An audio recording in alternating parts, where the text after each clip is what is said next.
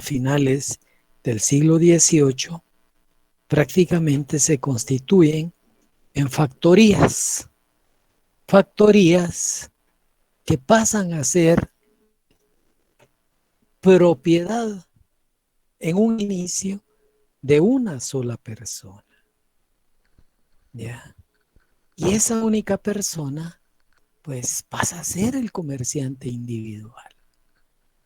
En la medida en que ese tipo de actividades dentro del derecho mercantil, ese tipo de actividades comerciales empiezan a tener un marco normativo reiterativo, constante, de masas, óigase bien, de trabajadores aglutinados en factoría para el solo hecho de poder producir, estos en algún momento demandan algún tipo de servicios, algún tipo de bienes.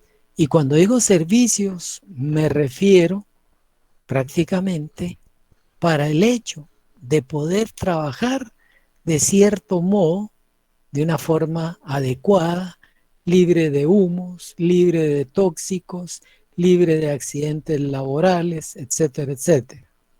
Pero esto lo que hace es fortalecer entonces a que la clase trabajadora empiece a demandar del comerciante, de esa persona que es dueña de la factoría, para el solo hecho, óigase bien, de poder, en este caso, mantener un proceso de producción. Sí, muchas gracias. Trataré de no esforzarme. Entonces, ese tipo de demanda muchas veces colocaba en riesgo la inversión de esa persona individual. ¿Y qué es lo que pasa? Empiezan en algún momento familiares, hermanos, hijos, descendientes, si quieren verlo así, a precisamente tratar de fortalecer esos procesos de producción.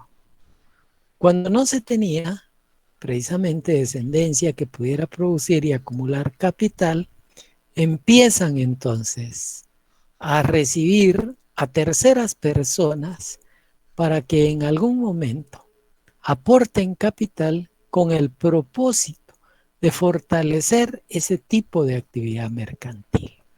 Es así como en algún momento los riesgos de esos comerciantes pues empiezan a ser trasladados a la unión de dos personas aportando capital, dos o más personas aportando capital para el solo hecho de poder producir más. Y de ahí empiezan a surgir las famosas corporaciones inicialmente.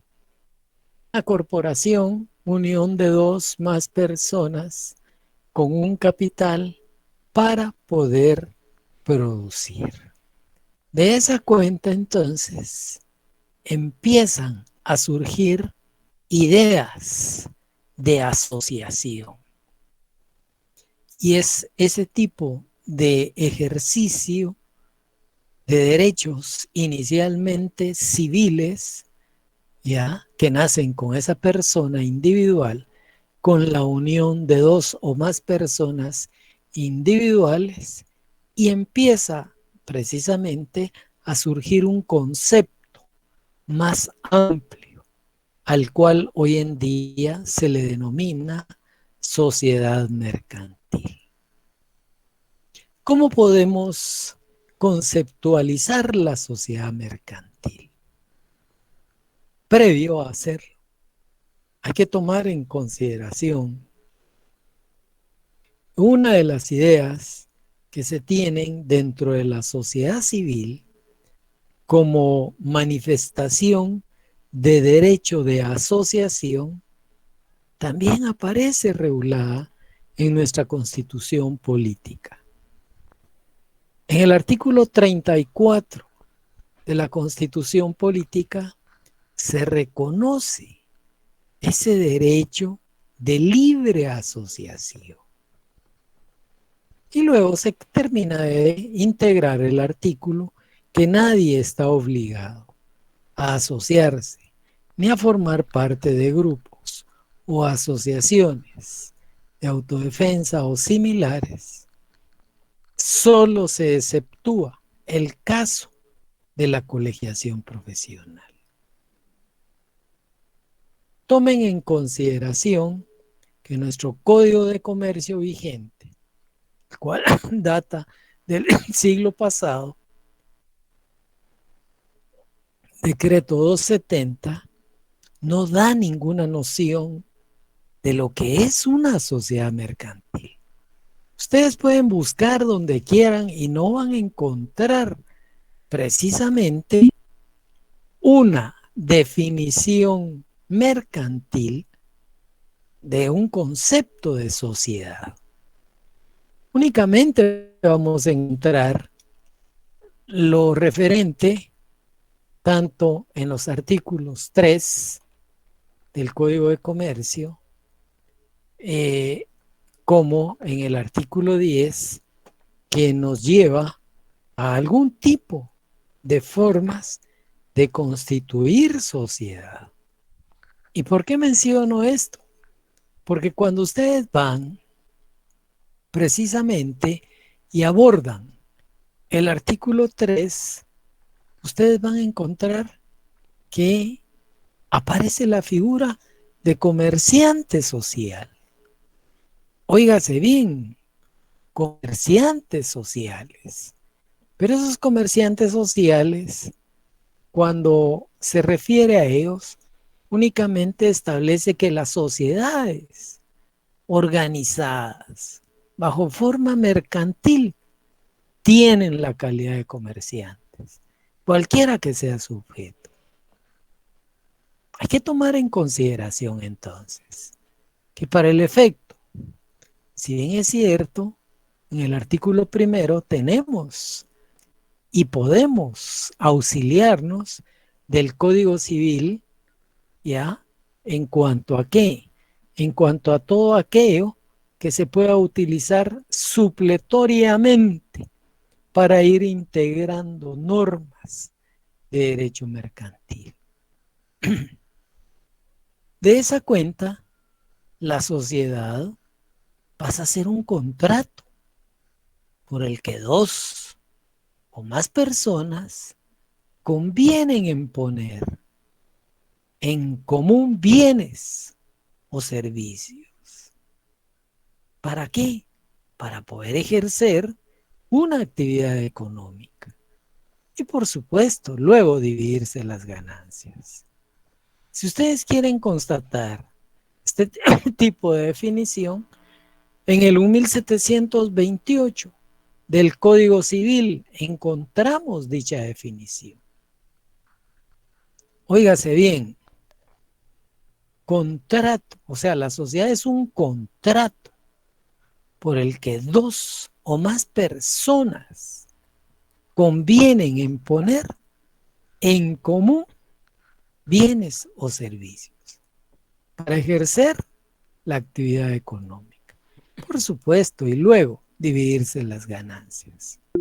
Aquí hay que tomar en consideración un par de elementos, los cuales no quedan establecidos como tal. Sin embargo, vamos a aclararlos.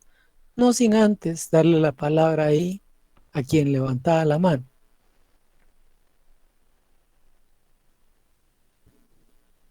¿Quién levantaba la mano? ¿Fue por error? Sí, perdón. Ah, no hay pena. Bueno, vean pues. Esta definición carece de dos elementos esenciales. Óigase bien, esta definición del 1728 carece de dos elementos esenciales. Sabemos que la sociedad entonces es un contrato.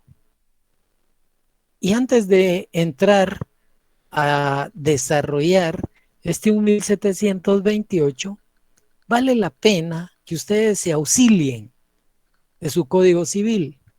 Y si alguien puede que me ayude con el 1517 del Código Civil.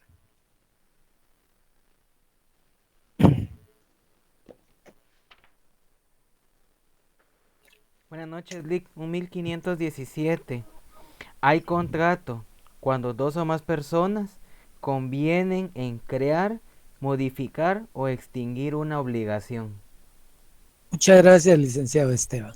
Vean pues, hay contrato cuando dos o más convienen en crear, modificar o extinguir una obligación. Ahora mi pregunta es, ¿qué es una obligación? Licenciado Esteban, ya que usted tiene su Código Civil a la mano, 1319, por favor. Un momentito, Lick, ahorita.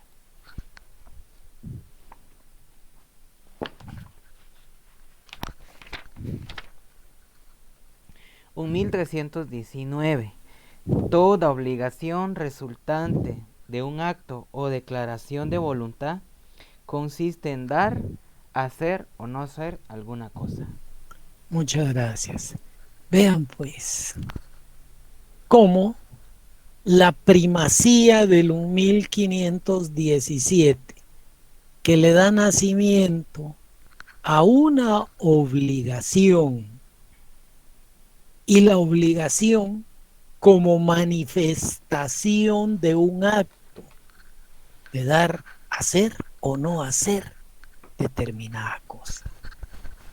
¿Por qué menciono esto?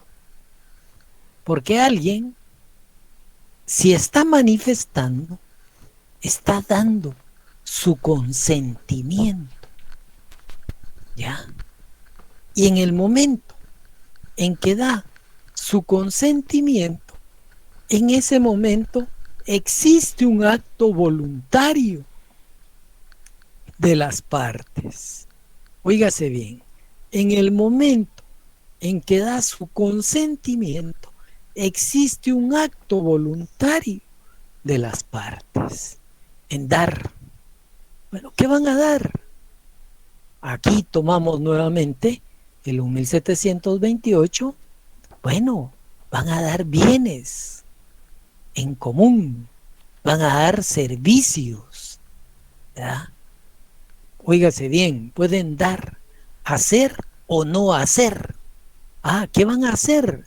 Van a realizar una actividad económica de manera reiterativa para poder obtener utilidad y distribuirse las ganancias. ¿Qué no deben de hacer? Bueno, ya dependerá.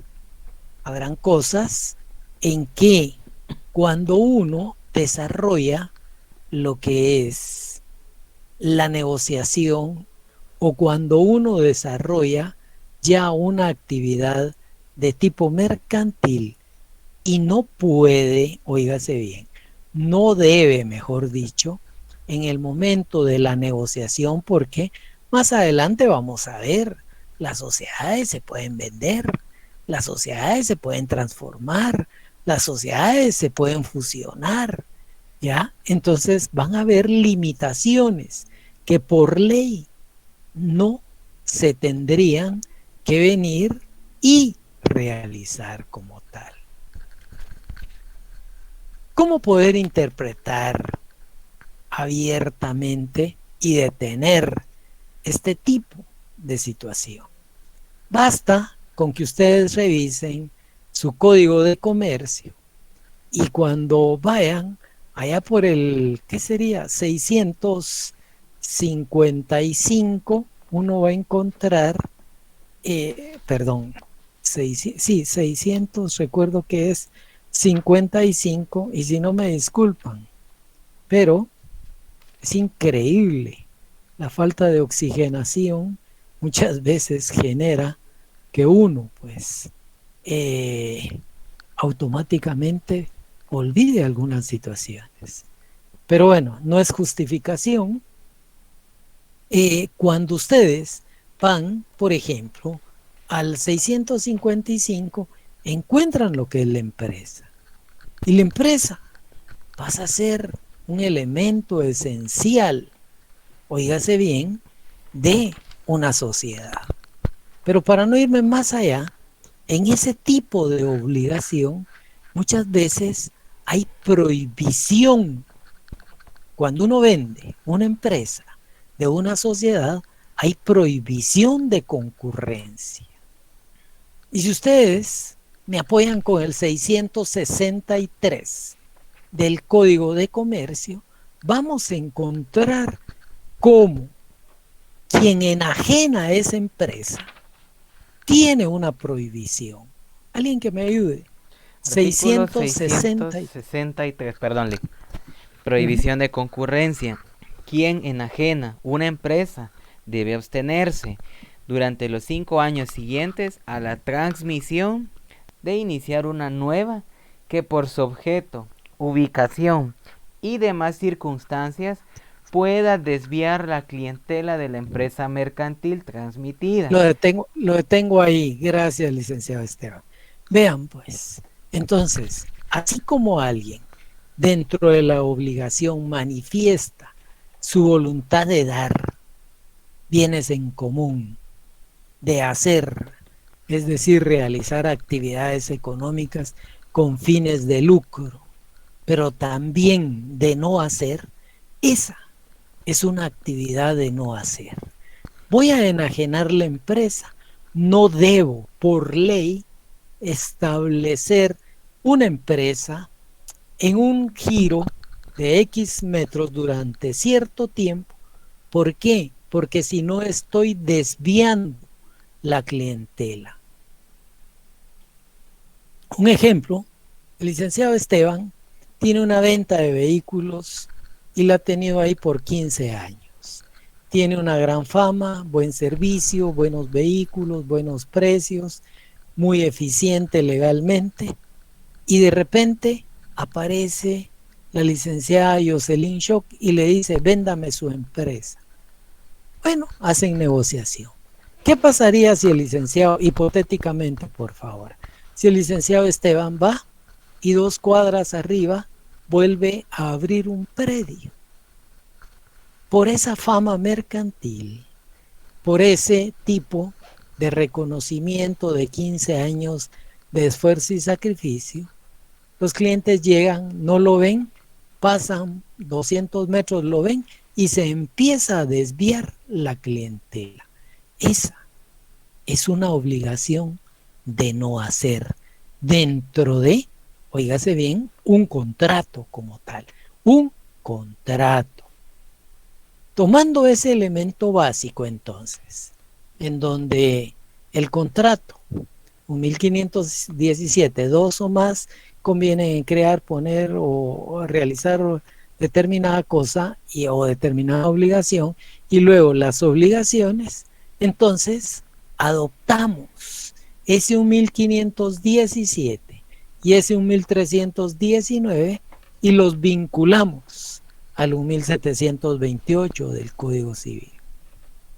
Y ahí vamos a encontrar entonces que por contrato, la sociedad es un contrato por el que 2 o más personas convienen en poner en común bienes o servicios para realizar una actividad económica y dividirse las ganancias. Pero aquí vienen los 2 elementos faltantes. Esos bienes que se ponen sirven para constituir un patrimonio propio de la sociedad. Primer elemento faltante. Un elemento propio de la sociedad. Ponen bienes en común o servicios para ejercer una actividad económica y dividirse las ganancias, constituyendo patrimonio propio de la sociedad. Y aquí viene el segundo elemento. Y obteniendo personería jurídica distinta de la de sus socios o accionistas, le agregaría yo. Entonces, ese 1728 del Código Civil, nosotros, para efectos de clase, lo podemos dejar que la sociedad es un contrato por el que dos o más personas, oígase bien, naturales o jurídicas, estoy agregando otro elemento, por el que dos o más personas, naturales o jurídicas, convienen en poner bienes o servicios para ejercer una actividad económica y dividirse las ganancias, constituyendo patrimonio propio social y obteniendo personería jurídica de la de sus socios o accionistas.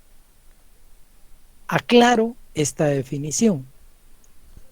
Cuando establezco dos o más personas, naturales o jurídicas, una sociedad, dependiendo del tipo de sociedad, puede estar constituida por dos personas civilmente capaces, dos o más, mínimo dos, con excepción de la sociedad de emprendimiento, que es una excepción a la norma, pero dos o más personas con, oígase bien, capacidad civil, pero también puede estar constituida, ese contrato de sociedad puede estar constituido por una persona civilmente capaz, 18 años, y por otra sociedad que tenga personería jurídica. Entonces, ahí hay dos formas. Ahí es donde encontramos al comerciante individual y al comerciante social. Y al final del 1728, todo lo que se aporte, óigase bien, es de ese legajo de documentos o de fotocopias certificadas en un testimonio por el notario, al cual se le llama escritura de constitución de sociedad. Ese patrimonio le pertenece a quienes ahí puedan figurar como fundadores o bien como socios o como accionistas, que más adelante vamos a aclarar la diferencia. Y al mismo tiempo, la personería jurídica, óigase bien, que adquiere ese contrato es distinta muchas veces de sus socios o accionistas. También más adelante vamos a aclarar la diferencia. Me detengo y les pregunto, ¿alguna duda hasta ahí? Licenciado, disculpe, ¿podría repetir el concepto que mencionó? Es que no me dio tiempo de copiarlo todo. Mire, usted tiene el 1728. Cuando en el 1728 le establece, la sociedad es un contrato por el que dos o más personas, ahí le agrega, ¿verdad?, individual, o sea, persona individual o persona social. ¿Qué implica? Alguien mayor de edad o otra sociedad, y luego continúa el mismo artículo, convienen en poner en común bienes o servicios para ejercer la actividad económica y dividirse las ganancias. Ahí termina el 1728. Ahí agréguele una coma y le va a agregar primero, constituyendo patrimonio propio de la sociedad y obteniendo personería jurídica distinta de la de sus socios o accionistas. Y ahí tiene una definición de clase. ¿Estamos ahí? Sí, licenciado, muchas gracias. Bueno, ¿alguien más, señores? Bueno, vean pues, si tenemos entonces acá nuestro Código Civil en el 1728 y tenemos básicamente que aparece entonces una definición muy establecida, pues aquí lo único que podemos en algún momento es de poder establecer la importancia. Como segundo punto, vean, pues ya tenemos una definición, ya tenemos una integración legal, pero así como tenemos definición legal del 1728, tenemos una definición armada en clase. ¿Ya? Ahora bien, ¿cuál es la importancia de ese tipo de sociedad o que exista la sociedad mercantil? Primero que nada, hay que tomar en consideración que muchas veces las sociedades mercantiles, en pocas palabras, una persona jurídica mercantil, en nuestro medio se ha mal utilizado como un instrumento, muchas veces para ejercer un monopolio, para ejercer especulación. Y menciono esto porque no perdamos de vista que dentro del proceso económico nuestro, nuestra misma constitución, por ejemplo, prohíbe el monopolio. Pero no solo la misma constitución va a prohibirnos, o perdón, no es que va a prohibirnos, prohíbe el monopolio como tal, sino que también prohíbe la especulación. Y de esa cuenta, cuando uno revisa, por ejemplo, el artículo 130 constitucional, ahí se da la prohibición de monopolios y privilegios. ¿Ya?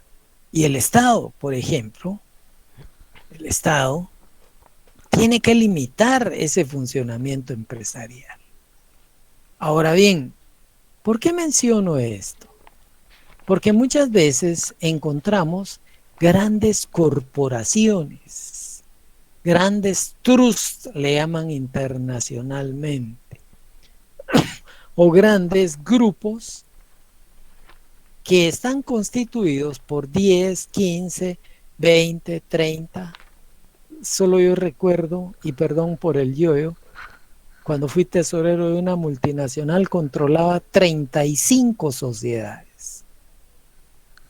Ya ahí lo que hay es una especie de monopolio de servicios generando una serie de sociedades con distintas denominaciones o razón social, pero que al final pues controlan territorios, controlan precios, en pocas palabras, controlan el mercado.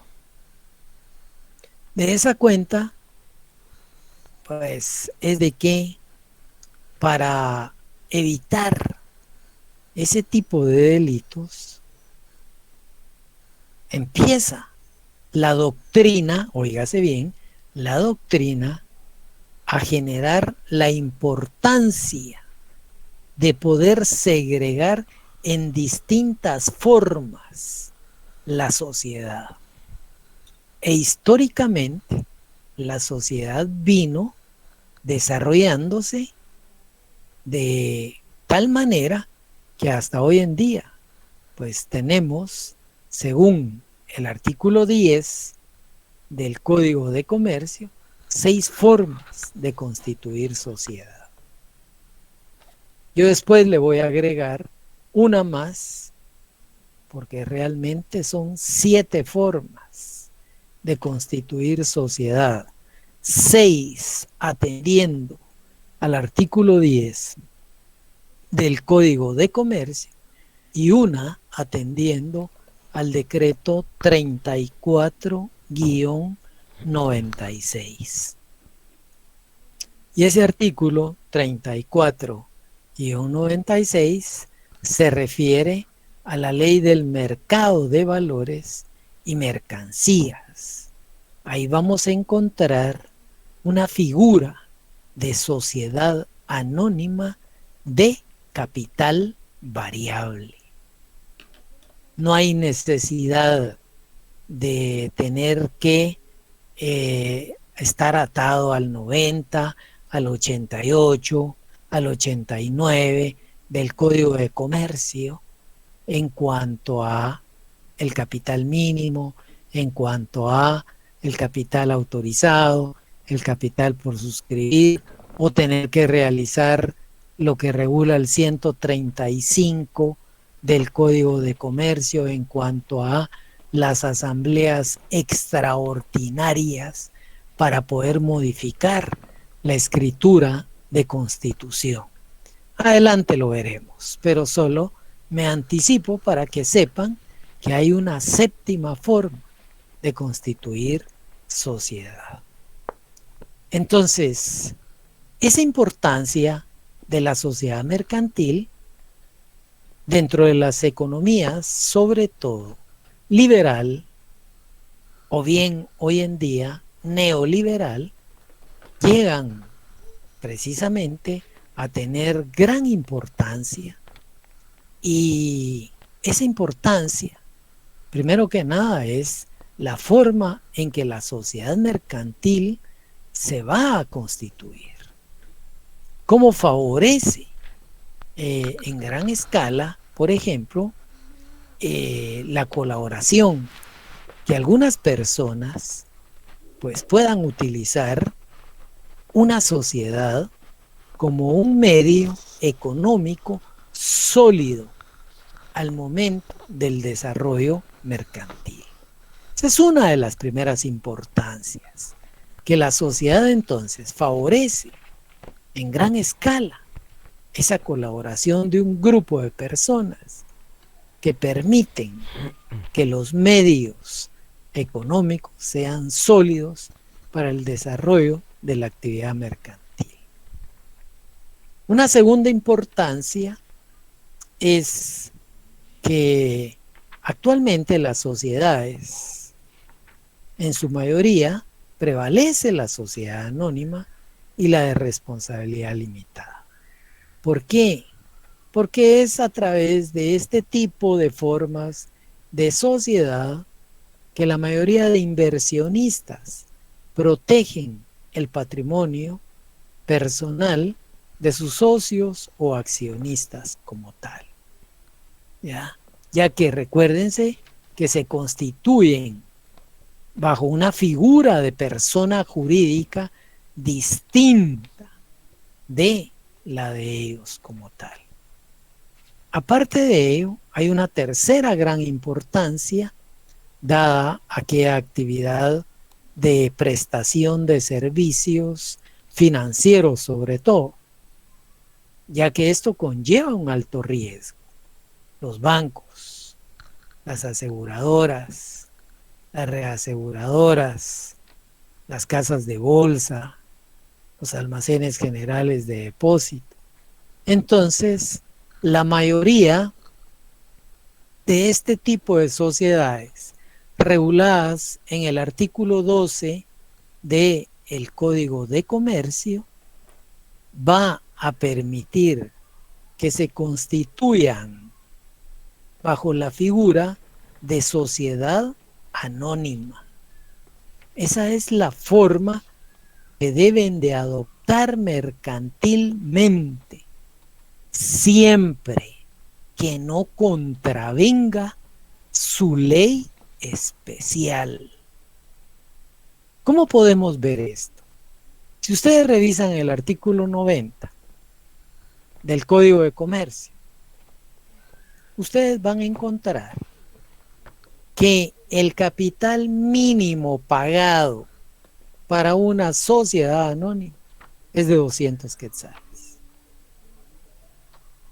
Mientras que si yo les dijera, vayan y revisen el decreto 25-2010, que es la ley de aseguradoras, reaseguradoras, afianzadoras, reafianzadoras, ustedes van a encontrar que el capital mínimo para poder constituir un tipo de sociedad de estas es, si solo son seguros, 13 millones de quetzales efectivamente pagados. Si aparte de seguros van a funcionar como reaseguradoras, otros 13 millones de quetzales. Si van a funcionar como aseguradoras, reaseguradoras, afianzadoras, otros 13 millones de quetzales. Reafianzadoras, otros 13 millones de quetzales. ¿Qué implica? Que aquella sociedad anónima que desee constituirse prestando esos 4 servicios tiene que tener 52 millones de quetzales efectivamente pagados y no los 200 del artículo 90. Entonces, cada una de las sociedades del giro financiero que vamos a ver más adelante, atendiendo a su ley en particular, tiene características de que debe de establecerse atendiendo a su ley especial. Bueno, esas son parte de las características importantes que al final, pues hay varias, pero en este momento yo la dejo en 3. La importancia de una sociedad mercantil, ¿verdad? La colaboración de muchas personas, ¿verdad? Permitiendo que sus medios económicos se consoliden. 2, que prevalezca siempre una sociedad anónima, o mejor dicho, perdón, no que prevalezca, que hoy en día prevalece la figura de sociedad anónima en buena escala y en menor escala la de responsabilidad limitada, porque son formas que protegen un patrimonio, óigase bien, personal, que es distinto de la de sus socios o accionistas por el hecho de tener personería jurídica.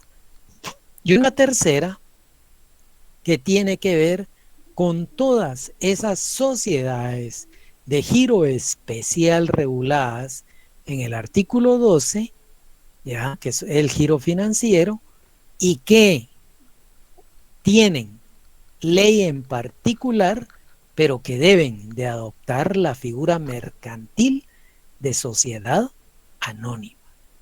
¿Alguna duda hasta ahí?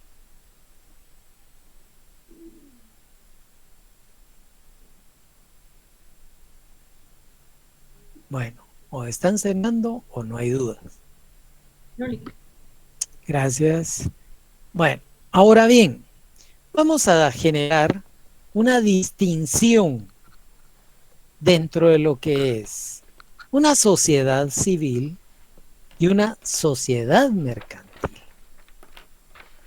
Primero que nada, tomen en consideración que la sociedad civil, como la sociedad mercantil, es decir, cualquiera de las dos, tienen una manifestación en común, tienen un fenómeno en común, y es que se constituyen asociativamente. ¿Qué quiero decir? Cualquiera de las dos unen personas. Cualquiera de las dos. ¿Ya? Cualquiera de las dos, aparte de unir personas, adquieren personería jurídica de la de sus integrantes. Ahora ya me refiero a integrantes porque estoy en sociedad civil y en sociedad mercantil. Si queremos separar, yo les diría, la sociedad civil adquiere personería jurídica distinta de sus integrantes, y en una sociedad mercantil adquieren personería jurídica de sus socios o accionistas, una personería jurídica distinta de sus socios o accionistas. Pero para no confundirlos, este tipo de elementos en común, primero, se asocian, dos, se organizan como persona jurídica con determinados fines específicos, ¿ya? Tres, ese fenómeno asociativo pues genera, ¿verdad?, que tanto sus integrantes como sus socios o accionistas del otro lado, ¿verdad?, tienen las sociedades personería jurídica distinta de la de ellos. Las dos sociedades, no obstante a que tienen grandes diferencias, pues estos elementos que mencioné les son bastante comunes. ¿Por qué? Voy a crear la sociedad civil Don Perico de los Palotes, calle 12, o mejoramiento para la calle 12. Es una sociedad civil o una sociedad que se constituya para fiscalizar, para darle desarrollo a determinada actividad. Ojo, primero, sociedad, diferencia, civil. ¿Quiénes la integran? Sus integrantes. ¿Serán los integrantes los mismos de la sociedad? La sociedad quiere personería jurídica y esa es distinta de sus integrantes. Ahora me voy. Don Perico de los Palotes, sociedad anónima, entidad mercantil. ¿Verdad? ¿Quiénes le integran? Sus socios o accionistas. Depende. ¿Cómo es S.A.? De una vez, vayámonos quedando con la idea, accionistas. La personería jurídica de Don Perico de los Palotes, sociedad anónima, es distinta de sus accionistas. Entonces, todos tienen elementos comunes. El fenómeno asociativo, la adquisición de personería jurídica, cada uno va a realizar fines específicos y todos los integrantes o accionistas adquieren independencia a la personería jurídica de la sociedad. 4 elementos en común. Ahora bien, grandes diferencias. La sociedad civil va a estar siempre regulada por el Código Civil únicamente. Mientras que una sociedad mercantil, óigase bien, va a estar regulada por el Código de Comercio y por el Código Civil. ¿Por qué? Porque dijimos que en su artículo 1, ¿ya?, se debe de utilizar supletoriamente todo aquello que no desarrolle el Código de Comercio. Segunda diferencia, la sociedad mercantil va a estar sujeta a la publicidad, no solo de constituirse, sino que también de inscribirse en el registro mercantil. Ojo con eso, va a estar sujeta, ¿ya?, a la publicidad de constituirse, sino que también de inscribirse en el registro mercantil. Menciono esto por una sencilla razón. Cuando en algún momento óigase bien, el tipo de contrato de sociedad debe de tener elementos que le permitan en algún momento pues establecerse como tal, parte de esa inscripción regulada en el 341 de nuestro Código de Comercio, nosotros vamos a encontrar básicamente algunos elementos que tienen que ver que solicitada la inscripción de la sociedad o cualquier modificación de la escritura social, el registrador, con vista del testimonio respectivo, si la escritura llena los requisitos legales y no va a contener disposiciones contrarias a la ley, hará la inscripción. Hay que tomar en consideración que siempre se emite un edicto, el cual se publica una sola vez en el diario oficial. Dicho edicto es elaborado por el registro mercantil. Óigase bien, es elaborado por el registro mercantil. Y de ahí, pues, que en la parte final de ese primer párrafo, ¿verdad?, el edicto correspondiente a un medio de comunicación electrónica en el registro mercantil. Entonces, ya acá hay un acto de publicidad de la sociedad mercantil. Me detengo antes de seguir. ¿Queda claro ese punto?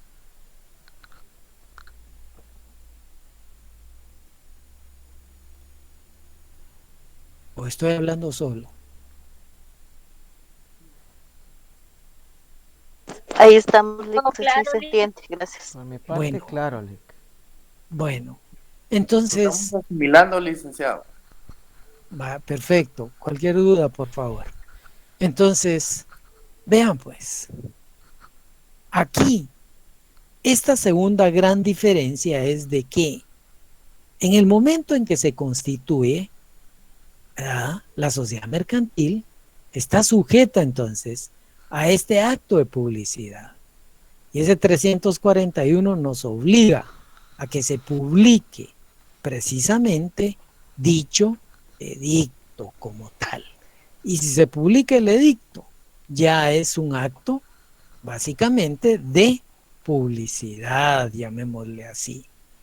Bueno, eso es con la sociedad mercantil como tal.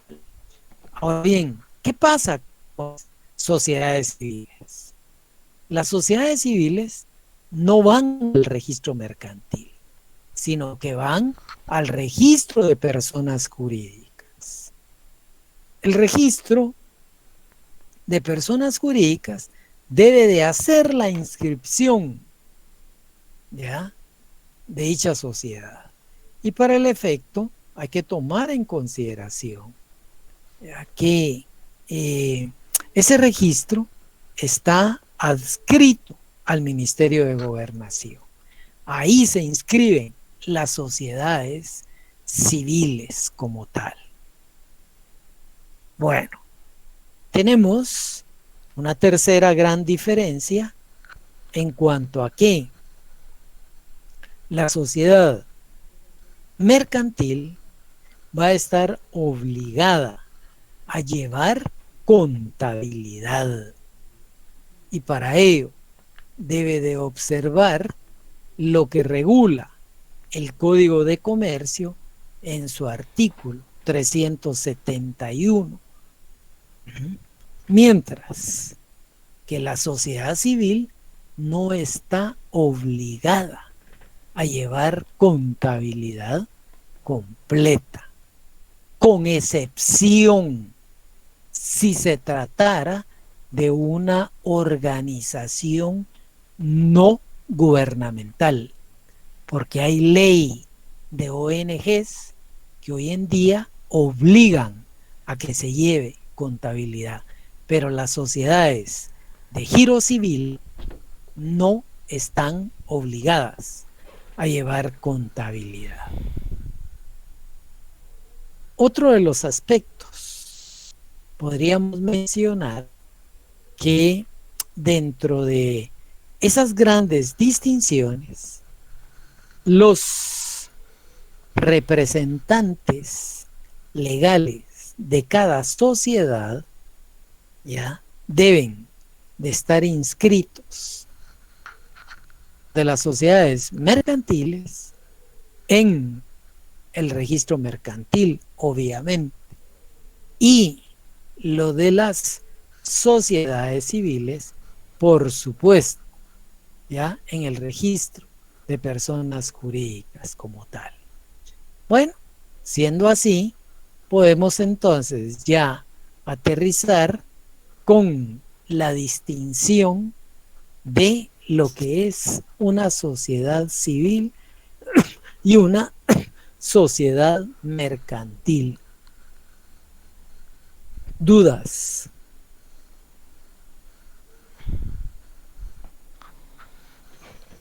No, ¿Hay listo, claro, licenciado. Bueno, yo no quiero abusar de mi garganta. Creo que 1 hora es por el día de hoy suficiente. Yo les deseo buen examen mañana